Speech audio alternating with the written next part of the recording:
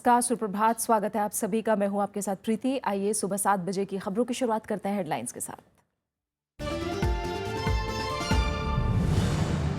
सिक्किम बना देश का पहला जैविक कृषि राज्य। प्रधानमंत्री का हर राज्य में जैविक खेती के विस्तार का आह्वान। हर राज्य में एक जिले या प्रखंड की हो पहचान।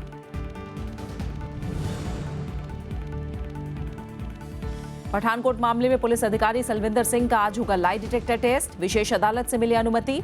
पूर्व राष्ट्रपति मुशर्रफ ने कहा, सरकार से तर लोगों ने किया हमला।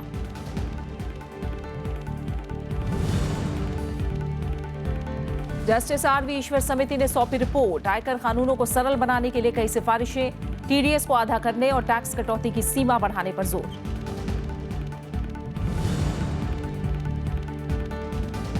दक्षिण एशिया में अस्थिरता के लिए अमेरिकी नीतियां जिम्मेदार। नवाज शरीफ के सलाहकार सरताज अजीज का बयान। कहा, क्षेत्र में भूमिका की समीक्षा करे अमेरिका।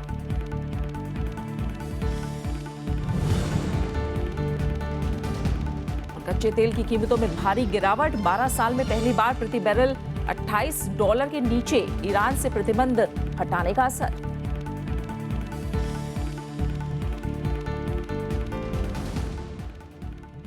प्रधानमंत्री नरेंद्र मोदी ने गैंगटॉक में जैविक कृषि समिट के दौरान सिक्किम को ऑर्गेनिक राज्य घोषित किया।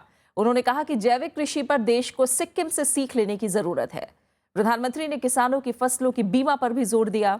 प्रधानमंत्री आज असम का भी दौरा करने वाले हैं, जहां वो कई कार्यक्रमों में शामिल होंगे।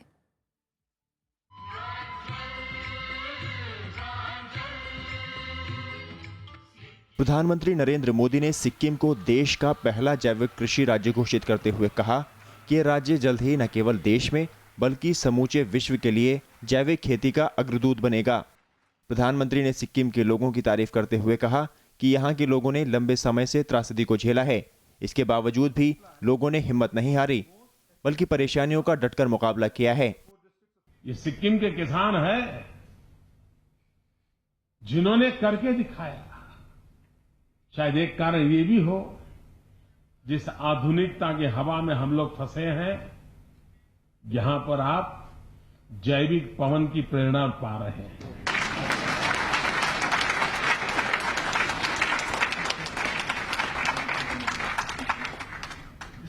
और ये पवन अब सिक्किम तक सीमित नहीं है। जैविक पवन पूरे देश में फैलने वाला है। प्रधानमंत्री नरेंद्र मोदी ने जैविक खेती को बेहद उपयोगी बताते हुए कहा है कि देश के हर राज्य के कम से कम एक जिले या फिर एक ब्लॉक में इसको आजमाया जाना चाहिए। उसके स्पेशल अरेंजमेंट कर करके किसानों को गाइड करना, उनको जो आवश्यकता है वो प्रोवाइड करना और उनके मार्केटिंग तक की व्यवस्था को खड़ा करना। अगर एक ब्लॉक या एक डिस्ट्रिक्ट सफल हो गया तो बाकी जगह पे अपने आप होना शुरू हो जाएगा। प्रधानमंत्री ने कृषि से जुड़े मोबाइल फोन एप्लीकेशन विकसित करने, मंडियों को ऑनलाइन करने पर भी जोर दिया। उन्होंने हाल ही में घोषित फसल बीमा योजना और मिट्टी स्वास्थ्य कार्ड के लाभों की भी चर्चा की। Bureau report, Rajya Sabha TV. Jammu Kashmir में सरकार गठन पर सस्पेंस बना हुआ है। सूबे के बीजेपी प्रभारी राम माधव ने कहा है कि पीडीपी को सरकार बनाने की प्रक्रिया शुरू करनी है। कांग्रेस ने दोनों पार्टियों से सरकार गठन के मुद्दे को जल्द सुलझाने की अपील की है। रविवार को पीडीपी की बैठक में महबूबा मुफ्ती को सरकार बनाने के लिए अधिकृत किया गया था। जम्मू कश्मीर में रविवार को सरकार गठन के मद्देनजर पीडीपी की मैराथन बैठक के बाद सोमवार को सूबे के बीजेपी प्रभारी राम माधव का बयान आया। उन्होंने पीडीपी बीजेपी गठबंधन के बरकरार रहने की उम्मीद जताई। उसकी वैधानिक प्रक्रिया उनको प्रारंभ करनी है। एक बार वो प्रारंभ करेंगे, प्रोसेस वो शुरू करेंगे, तो बाद में हमें जो कुछ भी करना है उस पर हम बात करेंगे। इस बीच कांग्रेस ने पीडीपी और बीजेपी दोनों से सरकार गठन के मुद्दे को जल्द सुलझाने की अपील की है। We would just like to ask both the governments that they made commitments to the people of Jammu Kashmir. They haven't seen any progress in the last few months, and the commitments they made to the electorate and of Jammu and Kashmir, they should fulfill those electorates instead of trying to bring about a constitutional crisis in the state of Jammu and Kashmir. सूबे के पूर्व मुख्यमंत्री उमर अब्दुल्ला ने BJP के साथ तालमेल से साफ इनकार किया है। जम्मू कश्मीर में पूर्व मुख्यमंत्री मुफ्ती मोहम्मद सईद के निधन के बाद से नई सरकार पर सस्पेंस बरकरार है। सूबे में राज्यपाल शासन को एक हफ्ते से भी ज्यादा का वक्त हो चुका है। विशाल दहिया, राज्यसभा टीवी। हैदराबाद यूनिवर्सिटी के हॉस्टल से निकाले गए दलित छात्र रोहित वेमुला की खुदकुशी के मामले में केंद्रीय श्रम मंत्री बंडारू दत्तात्रेय के खिलाफ एफआईआर दर्ज की गई है। छात्रों का आरोप है कि केंद्रीय मंत्री बंडारू दत्तात्रेय की चिट्ठी के बाद ही 5 दलित छात्रों को सस्पेंड किया गया था। कांग्रेस ने बंडारू दत्तात्रेय का इस्तीफा मांगा है। ये विरोध की 2 तस्वीरें हैं। हैदराबाद यूनिवर्सिटी में पीएचडी के छात्र रोहित वेमुला की आत्महत्या का मामला बढ़ गया है और विरोध हैदराबाद से लेकर दिल्ली तक है। इस मामले में केंद्रीय मंत्री बंडारू दत्तात्रेय और यूनिवर्सिटी के वाइस चांसलर अप्पा राव के खिलाफ SC/ST एक्ट के तहत मामला दर्ज किया गया है। छात्रों का आरोप है कि बंडारू दत्तात्रेय की चिट्ठी के बाद ही दलित छात्रों को सस्पेंड किया गया था।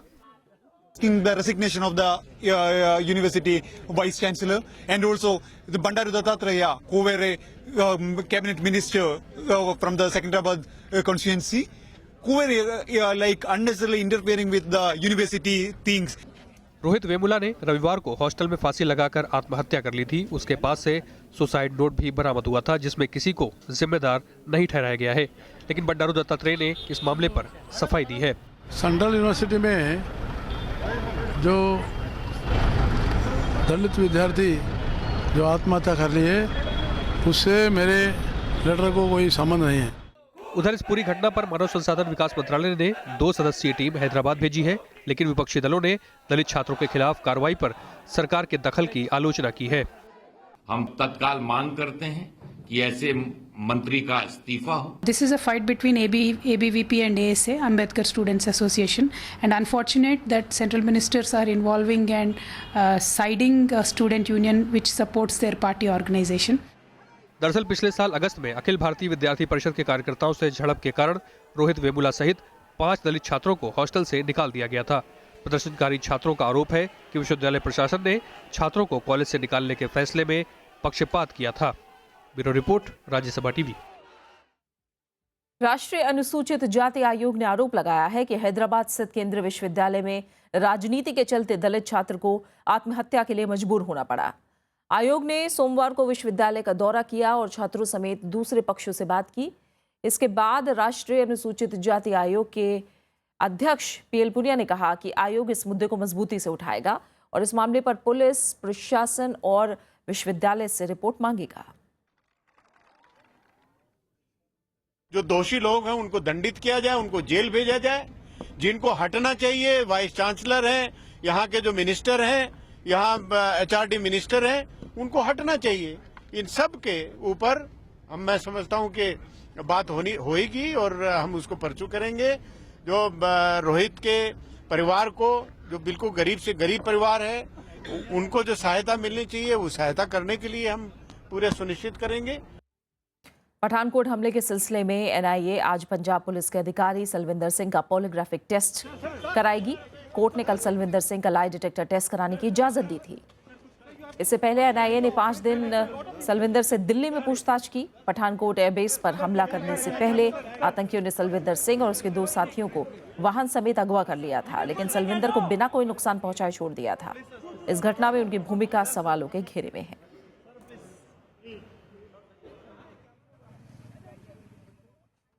उधर पाकिस्तान के पूर्व राष्ट्रपति परवेज मुशर्रफ ने पठानकोट हमले में पाकिस्तान सेना और ISI के शामिल होने से इनकार किया है। उन्होंने कहा है कि पठानकोट एयरबेस पर आतंकवादी हमला सरकार से इतर लोगों ने किया था और हमले के मास्टरमाइंड जैश-ए-मोहम्मद प्रमुख मसूद अजहर को पाकिस्तान में खुला नहीं घूमने देना चाहिए। 2 जनवरी को आतंकवादियों ने पठानकोट एयरबेस पर हमला किया था। इसमें 7 सुरक्षाकर्मी शहीद हुए थे और 6 आतंकवादी मारे गए थे। इसके लिए आतंकवादी जैश-ए-मोहम्मद के थे।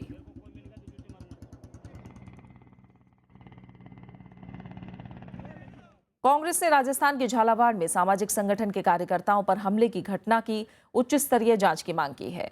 राज्य सरकार ने मामले की जांच के आदेश दे दिए हैं। पार्टी ने भी आरोपी विधायक को नोटिस किया है। ये वीडियो है शनिवार को झालावाड़ जिले के अकलेरा शहर में सामाजिक संगठन के कार्यकर्ताओं पर हमले की। इसमें जागरूकता अभियान चला रहे संगठन के सदस्यों के साथ मारपीट और तोड़फोड़ की जा रही है।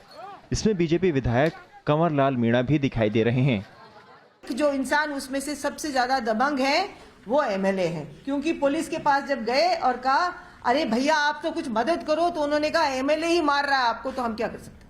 कांग्रेस ने इस घटना की निंदा की है और मामले की उच्च स्तरीय जांच की मांग की है।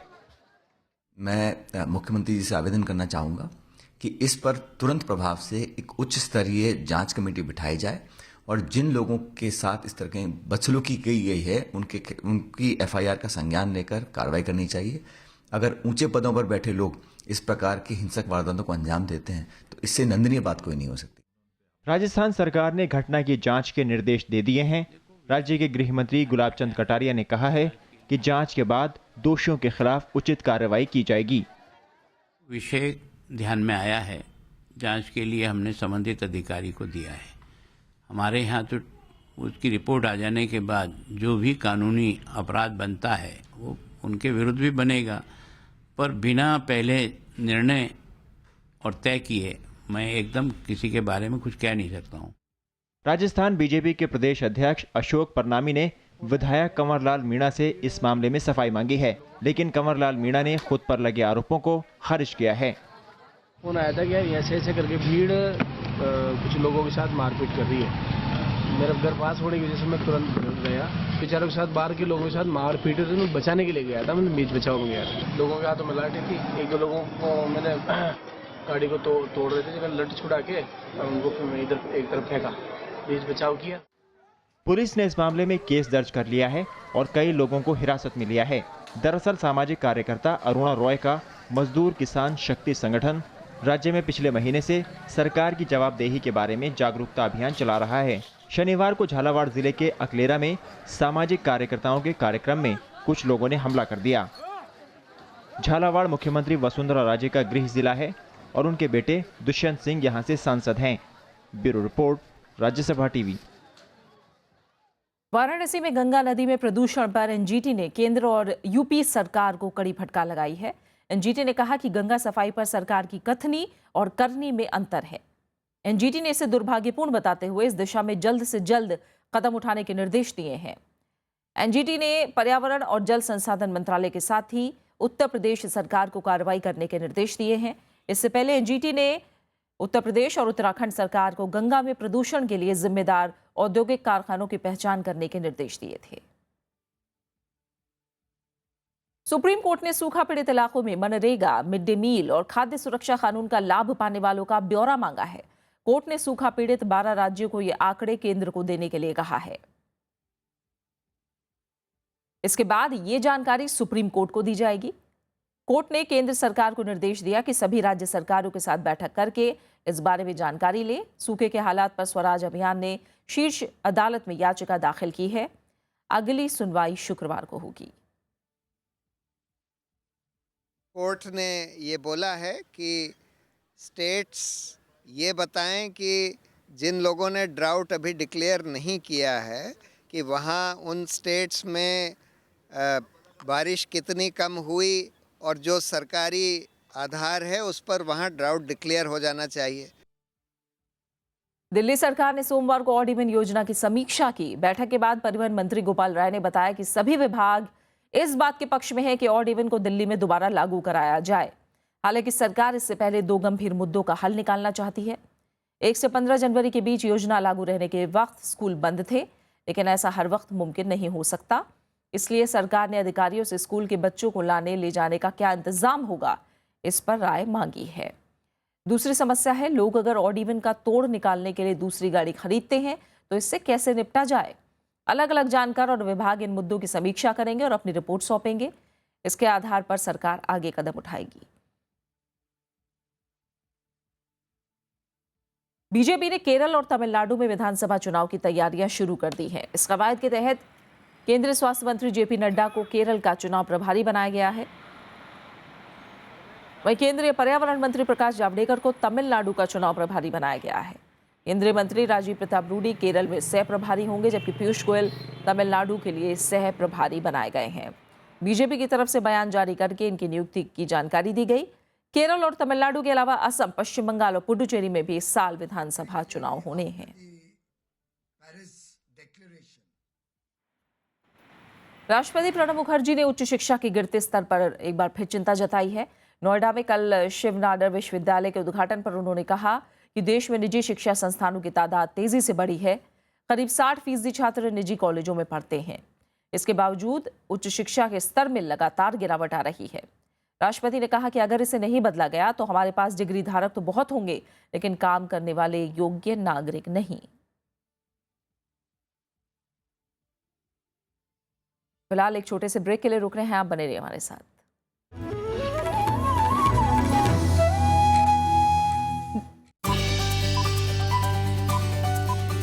राज्यसभा टीवी का ये बेहद खास प्रोग्राम है गुफ्तगू। नए चेहरे, बड़े बड़े नाम। नमस्कार, मैं हूं प्रकाश झा। मैं हूं कनू बहल। मैं हूं सौरभ शुक्ला। मैं हूं धृतिमान चैटर्जी। मैं हूं के संदिल कुमार। मैं हूं ललित मोहन तिवारी। मैं हूं सहज शिंदे।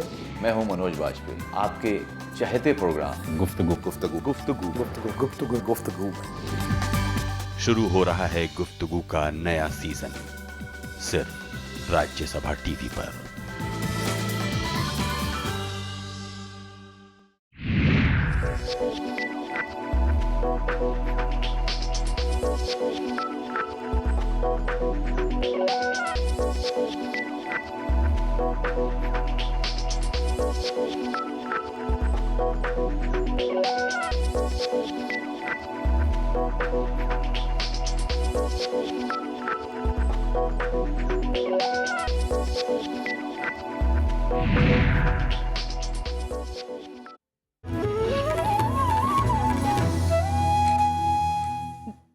कांग्रेस ने कहा है कि प्रधानमंत्री नरेंद्र मोदी देश की अर्थव्यवस्था संभालने पर ध्यान दें। कांग्रेस के मुताबिक 2016 के पहले 2 हफ्तों में विदेशी निवेशकों ने देश से $70 करोड़ निकाल लिए हैं। ये 1999 के बाद से भारतीय बाजार से विदेशी निवेश का सबसे बड़ा पलायन है। पार्टी वेबसाइट पर जारी लेख में कहा गया है कि वित्त मंत्री अरुण जेटली के पास इसे रोकने का कोई उपाय नहीं है और देर होने से पहले खुद प्रधानमंत्री अर्थव्यवस्था की खबर लें। लेख में कहा गया है कि सरकार बड़े जोर शोर से बड़ी बड़ी योजनाओं का ऐलान कर रही है, लेकिन आंकड़े बताते हैं कि देश का औद्योगिक उत्पादन लगातार गिर रहा है। फैक्ट्री उत्पादन कम हुआ है और निर्यात में लगातार 11 महीने से गिरावट जारी है। आयकर कानूनों को सरल बनाने के लिए जस्टिस आरवी ईश्वर समिति ने रिपोर्ट सौंप दी है। इसमें स्रोत पर कर यानी टीडीएस की दर घटाने, टैक्स कटौती सीमा बढ़ाने और विथहोल्डिंग टैक्स की दर में कटौती की सिफारिश की गई है। समिति ने माना है कि देश में करीब 65% व्यक्तिगत आयकर संग्रह टीडीएस के जरिए होता है। ऐसे में टीडीएस प्रावधानों को ज्यादा सरल बनाने की जरूरत है। समिति का कहना है कि व्यक्तिगत लोगों और हिंदू अविभाजित परिवार के लिए टीडीएस दर को मौजूदा 10% से घटाकर 5% किया जाना चाहिए। समिति ने सुझाव दिया है कि प्रतिभूतियों पर ब्याज के मामले में टीडीएस की सीमा को मौजूदा 2,500 रुपये से बढ़ाकर 15,000 रुपये वार्षिक किया जाना चाहिए। किराए से आय के लिए टीडीएस की सीमा को 1,80,000 रुपये बढ़ाकर 2,40,000 रुपये वार्षिक करने का प्रस्ताव किया गया है। इसके अलावा पेशेवर या तकनीकी सेवाओं के लिए सीमा को बढ़ाकर 30,000 रुपये से 50,000 रुपये करने का सुझाव दिया गया है।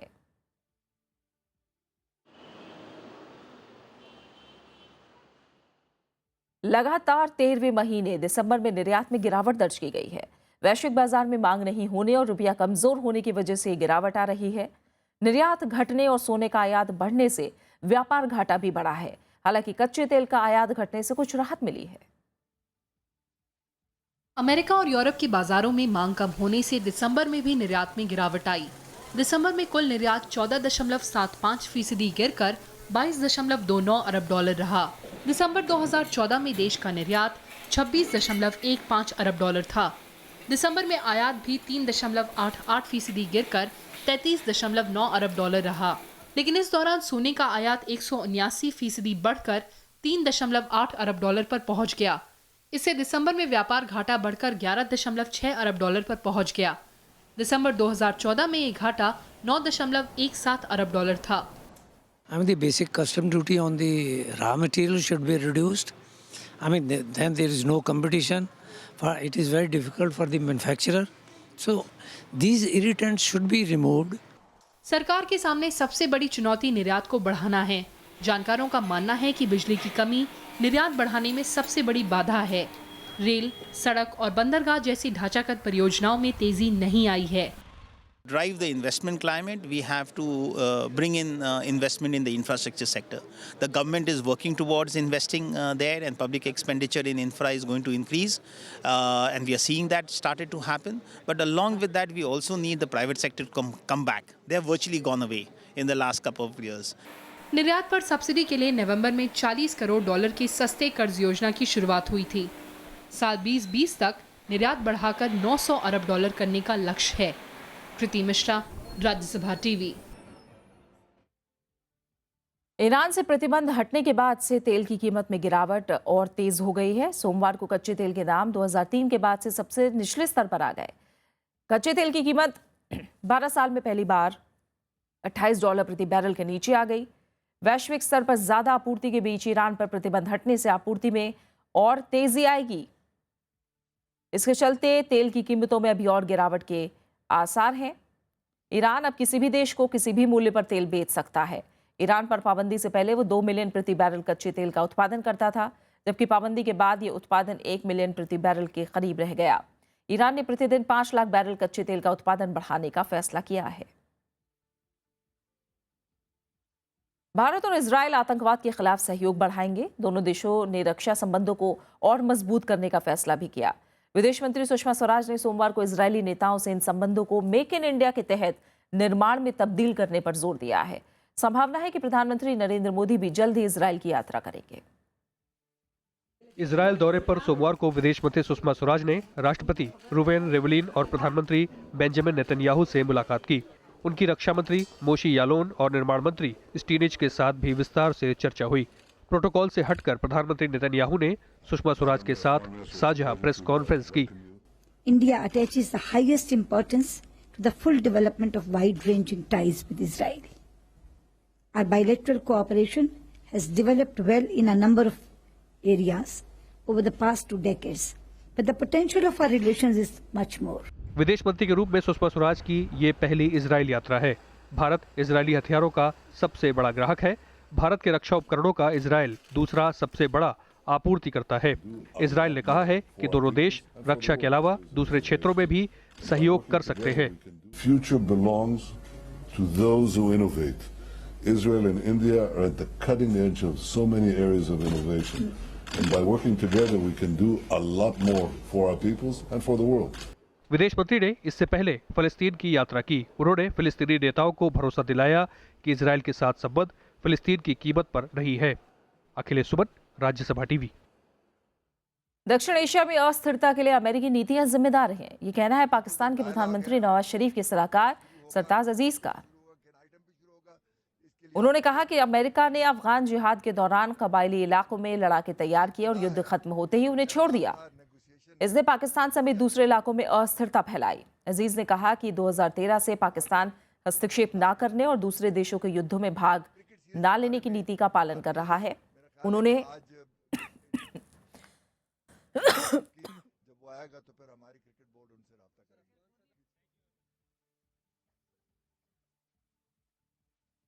तो हमारा कंपोजिट डायलॉग है और जो वो शुरू होगा किस तरीके से शुरू होगा, किन आइटम पे शुरू होगा।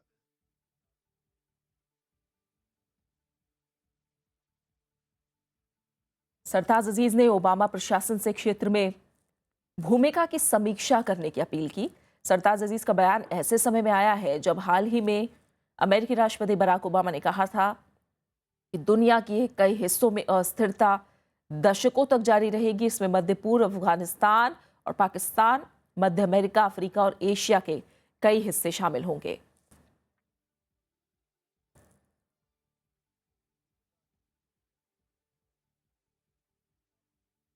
पाकिस्तान के पूर्व सैन्य शासक परवेज मुशर्रफ बलूच नेता नवाब अकबर खान बुख्ती की हत्या के मामले में बरी हो गए हैं। क्वेटा की आतंकवाद निरोधक अदालत ने यह फैसला सुनाया है। बुख्ती के परिजनों ने इसे चुनौती देने का फैसला किया है। मुशर्रफ को पिछले साल इस मामले में आरोपी बनाया गया था। बुख्ती बलूचिस्तान के पूर्व मुख्यमंत्री थे। 2006 में एक सैन्य अभियान में उनकी हत्या हुई थी, तब मुशर्रफ सेना प्रमुख थे। पाकिस्तान के क्वेटा शहर में सोमवार को हुए बम विस्फोट में 5 सुरक्षा कर्मियों की मौत हुई है। आतंकवादियों ने अशांत बलूचिस्तान प्रांत के क्वेटा शहर में एक सैनिक वाहन को निशाना बनाया। रिमोट से किए गए विस्फोट में वाहन पूरी तरह से क्षतिग्रस्त हो गया। विस्फोट में 5 सैनिकों की मौके पर ही मौत हो गई, जबकि 2 गंभीर रूप से जख्मी हुए हैं। क्वेटा में ही पिछले हफ्ते हुए एक विस्फोट में 15 लोग मारे गए थे। तालिबान को वार्ता की मेज पर लाने के लिए कल काबुल में 4 देशों की बैठक हुई। इसमें अफगानिस्तान के साथ पाकिस्तान, चीन और अमेरिका ने हिस्सा लिया। अफगानिस्तान के विदेश मंत्री सलाउद्दीन रब्बानी ने कहा कि तालिबान को वार्ता की पेशकश स्वीकार कर लेनी चाहिए। इसमें तालिबान जितनी देर करेगा, दुनिया में वो उतना ही अलग थलग होता जाएगा। पिछले हफ्ते ऐसी ही बैठक इस्लामाबाद में हुई थी। 16 जनवरी को तालिबान ने एक बयान में अमेरिका के साथ किसी तरह की वार्ता से इनकार किया है। می‌خواهم به نمایندگی از مردم و حکومت افغانستان از همه گروه‌های طالبان دعوت نماییم که پیام ما به صلح را پذیرفته به میز گفتگو حضور یابند تا بتوانیم همه اختلافات را به گونه سیاسی حل کنیم. यमन में सऊदी सेनाओं के हवाई हमले में 26 लोगों की मौत हो गई, जबकि 15 लोग घायल हुए हैं। सोमवार को सऊदी गठबंधन की बमबारी में राजधानी सना में पुलिस विभाग की एक इमारत को निशाना बनाया गया। स्थानीय सुरक्षा अधिकारियों के मुताबिक इमारत के मलबे में अब भी करीब 30 और लोग फंसे हो सकते हैं। इस इलाके पर शिया हूथी संगठन अंसारुल्लाह का कब्जा है। मारे गए लोगों में पुलिसकर्मी और अंसारुल्लाह के लड़ाके शामिल हैं। बात करते खेल की दुनिया की। अब तक क्रिकेट में फिक्सिंग ने खेलों को शर्मसार किया था, लेकिन अब टेनिस में भी मैच फिक्स किए जाने की बात सामने आई है। बीबीसी और बज़फीड न्यूज़ ने टेनिस मैच फिक्सिंग का दावा किया तो टेनिस जगत में खलबली मच गई है। दुनिया के नंबर 1 टेनिस खिलाड़ी नोवाक जोकोविच ने भी 2007 में मैच फिक्सिंग की कोशिश के एक वाकये का खुलासा किया है। बीबीसी के मुताबिक बीते दशक में शीर्ष 50 खिलाड़ियों में से 16 संदिग्ध रूप से सट्टेबाज गुटों के संपर्क में रहे। टेनिस इंटीग्रिटी यूनिट यानी TIU ने उन पर बार बार शक भी किया। बीबीसी ने तो यहां तक कहा है कि संदिग्ध 8 खिलाड़ी तो 2016 के ऑस्ट्रेलियन ओपन में हिस्सा भी ले रहे हैं।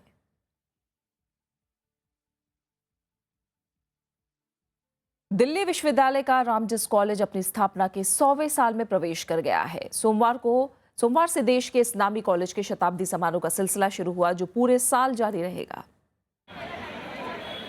ये जश्न है रामजस कॉलेज की स्थापना के शताब्दी वर्ष का। ये महज शुरुआत है, क्योंकि पूरे साल कॉलेज में सांस्कृतिक और साहित्यिक कार्यक्रमों का आयोजन किया जाएगा। The future is challenging, but we know it cannot unfold without us. Way back in our past, we helped shape the history of India in our humble way. Ramjas college की स्थापना 17 जनवरी 1917 में राय केदारनाथ ने अपने पिता लाला रामजस की स्मृति में किया था। तब से इस कॉलेज के छात्रों ने जीवन के हर क्षेत्र में नाम कमाया है। Open the windows of your mind and let the winds of free thought and free knowledge flow inside. It will help you to grow into independent thinkers, because it is independent thinking and independent ideology that helps nations to grow. Ramjas college के कई विभाग देश के top 10 शिक्षा केंद्रों में शुमार किए जाते हैं। अपने शताब्दी वर्ष में कॉलेज कई नए कोर्स शुरू करने जा रहा है। Mohammad Fatih Tipu, Rajya Sabha TV. और आखिर में एक नजर हेडलाइंस पर। सिक्किम बना देश का पहला जैविक कृषि राज्य। प्रधानमंत्री का हर राज्य में जैविक खेती के विस्तार का आह्वान। हर राज्य में एक जिले या प्रखंड की हो पहचान। पठानकोट मामले में पुलिस अधिकारी सलविंदर सिंह का आज होगा लाई डिटेक्टर टेस्ट। विशेष अदालत से मिली अनुमति। पूर्व राष्ट्रपति मुशर्रफ ने कहा, सरकार से इतर लोगों ने किया हमला। जस्टिस आरवी ईश्वर समिति ने सौंपी रिपोर्ट। आयकर कानूनों को सरल बनाने के लिए कई सिफारिशें। TDS को आधा करने और टैक्स कटौती की सीमा बढ़ाने पर जोर। दक्षिण एशिया में अस्थिरता के लिए अमेरिकी नीतियां जिम्मेदार। नवाज शरीफ के सलाहकार सरताज अजीज का बयान। कहा, क्षेत्र में भूमिका की समीक्षा करे अमेरिका।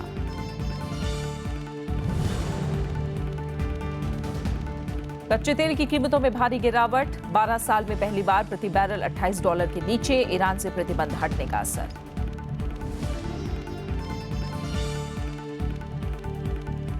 और इसी के साथ फिलहाल इस बुलेटिन में इतना ही। आगे आप देश सकते हैं खास कार्यक्रम देश देशांतर। नमस्कार।